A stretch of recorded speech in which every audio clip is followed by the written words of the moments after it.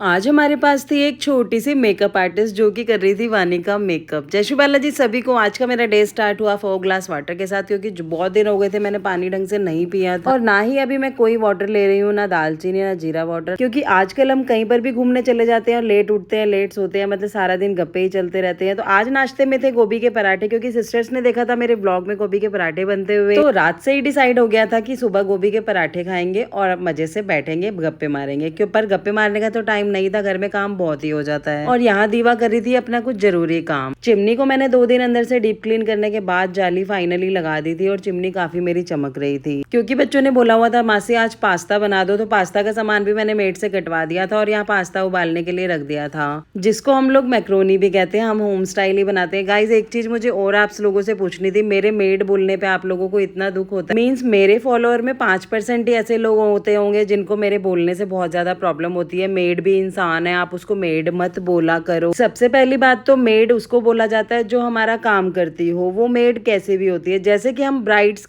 Made बोलते हैं कि जो ब्राइड का काम करती है, सारा जो दुल्हन के साथ रहती है, तो उसको आजकल के वर्ड्स में ब्राइड्स मेड बोला जाता है। तो इसका मतलब ये नहीं कि वो दुल्हन की नौकरानी हो गई। अगर आप लोग मेरी बात से सहमत हैं तो मुझे जरूर कमेंट करके बताना, अगर नहीं तो वो भी बताना। इट्स ओके, अपने अपने सबके सुझाव होते हैं। यहाँ मेरा पास्ता उबल चुका था, जिसको मैक्रोनी भी हम लोग बोल देते हैं, क्योंकि हम लोग बाहर भी बहुत ज्यादा खाना वाना खा के आ रहे हैं, तो कभी कभी ना मतलब बीच बीच में घर का खाना भी बहुत जरूरी होता है यार, क्योंकि हम लोग इतना बाहर का खाना नहीं खा सकते हैं। पर इन छुट्टियों में मजा तो बहुत आ रहा है, क्योंकि क्यों बाहर जाके किसी और सिटी में धक्के खाने, भीड़ भड़क्के में इतना घूमना, तो घर में ही इंजॉय कर लो। बाहर जाके भी तो हम लोग बाहर का ही ठूसेंगे। यहाँ पास्ता के लिए ग्रेवी भी रेडी हो चुकी थी और मैंने इसमें ऐड कर दिया और इसको मिक्स कर दिया। और इसके अंदर ना मतलब मुझे ऐसा कुछ फ्लेवर भी देना था ना कि जो बच्चों को पसंद आए।